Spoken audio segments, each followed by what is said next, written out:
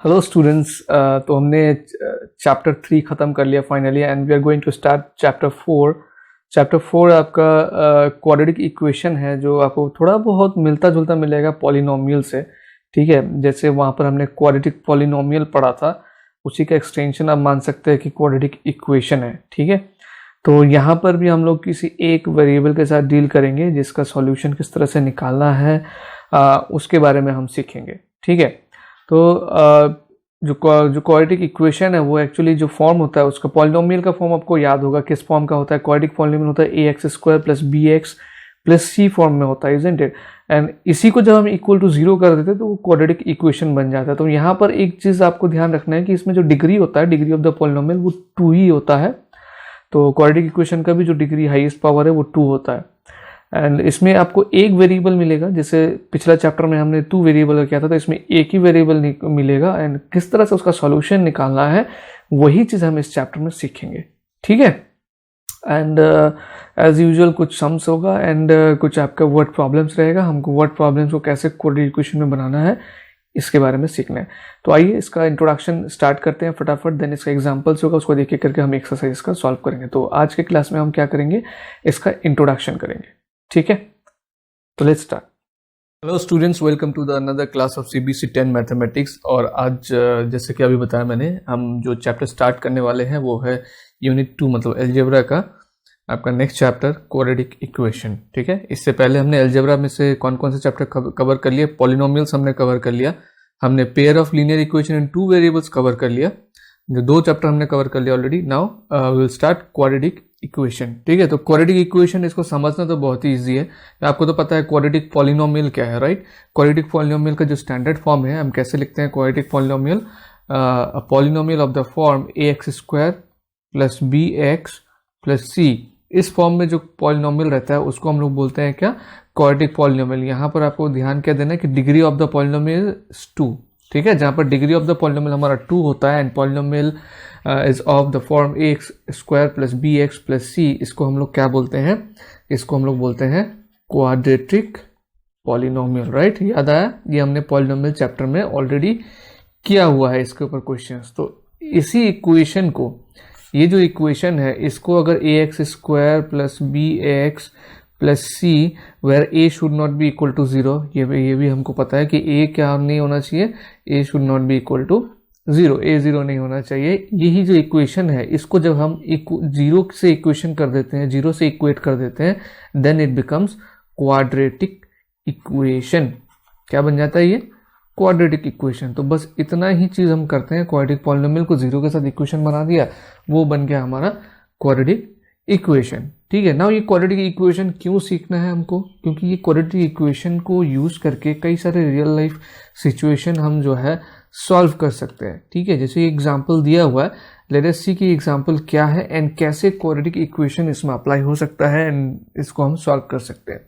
ठीक है, suppose a charity trust, यहां से देखिए, suppose a charity trust decides to build a prayer hall having a carpet area of 300 square metre. Carpet area मतलब जो floor का एरिया, मतलब फ्लोर में जितना एरिया में कारपेट बिछाया जाएगा ना। एक हॉल, कहीं कोई हॉल में, मंदिर में आप जाते हैं तो फ्लोर में क्या कारपेट बिछाया हुआ रहता है, तो उसी तरह से एक प्रेयर हॉल बनवाना है और उस प्रेयर हॉल का जो कारपेट एरिया, मतलब जो जिसके ऊपर कारपेट रहेगा, वो कितना होना है, 300 स्क्वायर मीटर का होना है। ठीक है, एंड आप इमेजिन कर सकते हैं अपने दिमाग में जो कारपेट होगा, या आपने कारपेट देखा होगा, वो यूजुअली किस शेप में होते हैं, क्वाड्रिलेटरल शेप, या जो कि रेक्टेंगल या स्क्वायर आप बोल सकते हैं, most of the time rectangular shape होता है। तो कारपेट क्या होगा, एक रेक्टेंगुलर शेप का होगा जिसका एरिया होगा 300 स्क्वायर मीटर। तो ये मान लीजिए हमारा कारपेट है, उस एरिया इज 300 स्क्वायर मीटर। ठीक है, and it look like this, ये रेक्टेंगुलर शेप।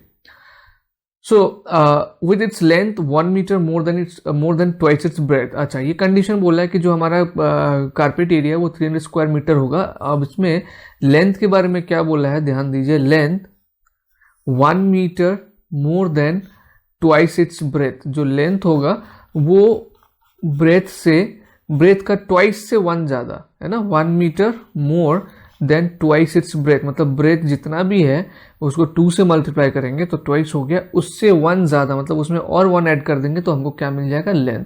तो यहाँ पर ब्रेथ को मान के रखा है क्या, ब्रेथ को मान लिया है x, तो अगर ब्रेथ को x मान लिया है b is equal to x, तो लेंथ क्या बोला है, लेंथ बोला है twice of breadth plus one more than twice of its breadth. तो breadth is x, that means if length is equal to x then breadth will if breadth is equal to x then length will be 2x plus 1, है ना।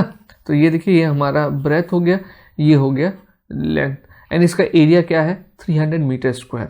ये किस shape का है, ये shape है rectangular. Rectangle का एरिया क्या है, एरिया ऑफ रेक्टेंगल आपको पता है, एरिया ऑफ रेक्टेंगल क्या होता है, क्या होता है, length into breadth. Yes, area of rectangle is equal to length into breadth. तो यहां से हम एक इक्वेशन निकाल पाएंगे कि नहीं निकाल पाएंगे। देखिए ये लेंथ है, ये ब्रेथ है, मल्टीप्लाई करिए, ये देखिए 2x plus 1 into x, length into breadth is equal to, इसको जब मल्टीप्लाई करेंगे तो क्या होगा 2x स्क्वायर प्लस x होगा, राइट। ये एरिया हो गया, but area is already given which is 300 metre square, that means what, value of 2x square plus x is equal to 300, ठीक है। तो ये यहीं से एक इक्वेशन फॉर्म हो जाएगा। फिर इस इक्वेशन में से कैसे x का वैल्यू निकालेंगे हम लोग, यही चीज सीखना है हमको इस चैप्टर में। तो देखिए 2x स्क्वायर प्लस x, ये 2x square plus x is equal to क्या है 300 है।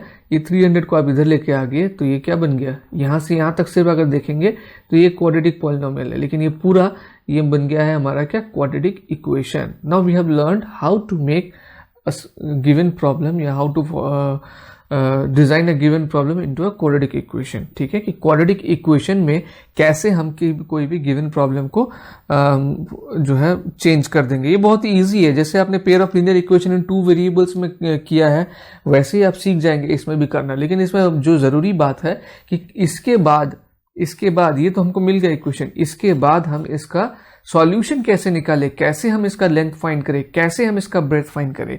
सो that we will learn in quadratic equation. Quadratic equation में हम कि क्वाड्रेटिक इक्वेशन को सॉल्व करने के लिए जो फॉर्मूलाज है, मेथड्स है, उसी चीज को हम सीखेंगे, उससे जो प्रॉब्लम्स है उसको सॉल्व करेंगे, ठीक है। नाउ ये क्वाड्रेटिक इक्वेशन जो ये आपका चैप्टर है, इसका भी हिस्ट्री है बहुत, कि कभी किसने किसी मेथड से निकाला तो कभी किसने किसी मेथड से निकाला, तो इसके बारे में मैं डिस्कस नहीं करूंगा। ये आपके बुक में है, आप इसको खुद से पढ़ सकते हैं। ये यहाँ से यहाँ तक आपको मिलेगा, ठीक है। यहाँ से यहाँ तक आपको इसके हिस्ट्री के बारे में दिया हुआ है, so you can always go head and read it from your book. जो मेन ज़रूरी बात है वो मैं इसमें करने वाला हूँ कि क्वाड्रेटिक इक्वेशन का जो प्रॉब्लम्स है उसको आप सॉल्व कैसे करेंगे, ठीक है ना, उसी के बारे में इसमें बात करेंगे। Now in this chapter we will study quadratic equation and various ways of finding their roots. Roots means actually values of x, जो हमने polynomial में सीख लिया कि अगर हम root बोलते हैं that means we mean to say value of the variable. So in this chapter we will study quadratic equation and various ways of finding their roots. You will also see some application of quadratic equation in daily life situation, ठीक है। तो ये important है, इसके बारे में हम पढ़ेंगे। नाउ 4.2 में क्या दिखा रहा है इसका introduction. A quadratic equation in the variable x is an equation of the form ax square plus bx plus c equals to 0. You can also mention it as standard form of quadratic equation. Standard form of quadratic equation, ठीक है। ये बोले quadratic equation in variable, अगर हम बोल रहे हैं कि quadratic equation in variable x, that means we mean to say this, ठीक है। Where a b c are real numbers, obviously a b c will be real numbers, ठीक है। a should not be equal to 0, यहाँ पे a should not be equal to 0 ऊपर भी बताया मैंने आपको। For example 2x square plus x minus 300 equal to 0, अभी जो हमने निकाला it is a quadratic equation. Similarly 2x square minus 3x plus 1 equal to 0, 4x minus 3x square plus 2 equal to 0। At first आप ये सोच सकते हैं कि ये क्वाड्रेटिक इक्वेशन नहीं है क्योंकि यहाँ पर 2 नहीं है, यहाँ पर 2 नहीं है, लेकिन इसको आप फर्दर अरेंज कर सकते हैं। कैसे, यही इक्वेशन को आप अरेंज करके कैसे लिख सकते हैं, minus 3x square plus 4x plus 2 equal to 0 बन गया ना क्वाड्रेटिक इक्वेशन। और भी सिंप्लीफाई कर सकते हैं, अगर -1 कॉमन ले लिया आपने, 3x square minus 4x minus 2 equal to 0, तो ये -1 इधर चला जाएगा तो ये बन जाएगा 3x square minus 4x -2 equal to 0, तो this is also quadratic equation. हमको ऑर्डर मैटर तो करता ही है, लेकिन अब एक जैसे अगर ये ऑर्डर में नहीं है तो आप ये नहीं बोलेंगे कि क्वाड्रेटिक इक्वेशन नहीं है, आपको स्टैंडर्ड फॉर्म में लेके आने की कोशिश करना है। अगर कोई भी आपका एक्सप्रेशन वो standard form of quadratic equation में आ जाता है सिंप्लीफाई करने के बाद, तभी भी हम उसको क्वाड्रेटिक इक्वेशन बोल सकते हैं, ठीक है। दैट मीन्स ये भी एक क्वाड्रेटिक इक्वेशन है, ये भी एक क्वाड्रेटिक इक्वेशन है ना।